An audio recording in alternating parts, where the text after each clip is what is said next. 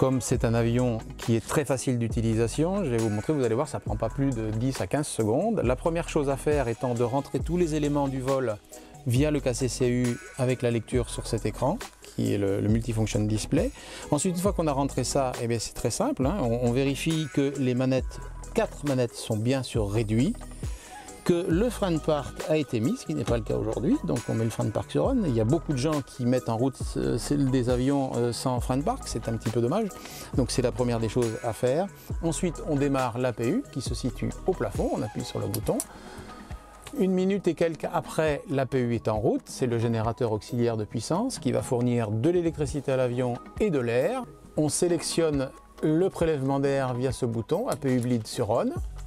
Voilà, on vérifie la pression d'air sur l'écran qui est associé et dédié à cette fonction. Une fois qu'on a vérifié qu'on a bien la pression, à ce moment-là, on peut mettre en route les moteurs. Et on met en route les moteurs 2 par 2 sur cet avion, c'est-à-dire le 1, on attend 10 secondes, et le 2. 50 secondes après, les moteurs sont en route, et après, on met en route le moteur 3. 10 secondes et le moteur 4, voilà. Et puis une cinquantaine de secondes après, lorsque le moteur 4 est enroulé, l'avion est prêt à fonctionner.